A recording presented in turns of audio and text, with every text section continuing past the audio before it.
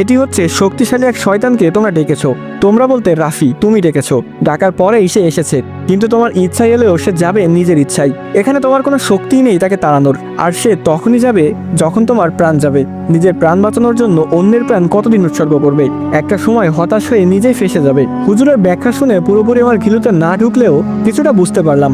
অর্থাৎ কথাটা এমন, জ্বর হলে জ্বরের ওষুধ নিতে হবে, ব্যথার না। হামিদ হুজুরকে আবার বলে, তো হুজুর আমাদের এখন করণীয় কি? হামিদের কথায় হুজুর বলেন, টেকনাপে কোনো এক জায়গায় এক হিন্দু কবিরাজ আছেন। তোমার দেহে থাকা এই জিনকে ওই বইয়ের মাধ্যমে শক্তিশালী বানিয়েছে একটা হিন্দু কবিরাজ। ওই বইটা তৈরি করার পিছনে 4টা মৃত ব্যক্তির মাথা, 2টা বাচ্চা ছেলের হাতের আঙুল আর বৃদ্ধ কোনো ব্যক্তির মাথার চুল ব্যবহার করা হয়েছে। সাথে রয়েছে বিভিন্ন তন্ত্রমন্ত্র। কুফরি করেই এটি করা হয়েছে।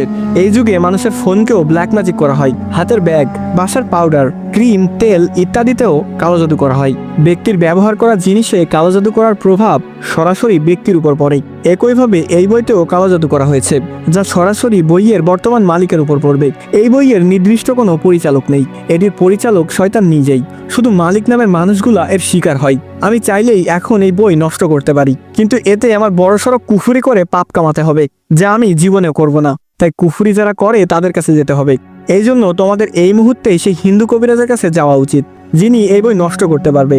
হুজুরের কথা শুনে হামিদ আবার বলে, হুজুর আর একটা কথা বলেছিলেন আপনি, আমরা আপনার কাছে এসে কোনো ভুল করলাম, আর এতে আমাদের কিসের বিপদ হবে? হামিদের প্রতি উত্তরে হুজুর ফের বলেন, আমার কাছে আসায় সেই শয়তান প্রচণ্ড ক্ষিপ্ত হয়েছে। রাফিকে যদি আমি বলি, তবে এটি নিশ্চয়ই তুমি উপলব্ধি করেছো। আমার কাছে আসার সময় সে তোমাকে বাধা দিয়েছে, আমার এখানে না আসার জন্য রাস্তায় অনেক বাধা সৃষ্টি করেছে। হুজুরের কথার সাথে আমি সঙ্গে সঙ্গে সহমত জানাই। হুজুর আবার বললেন, মসজিদের সামনে এসে যখন নেমেছিলে তখন আমি তোমাদের পিছনে একটা কুকুর দেখতে পাই।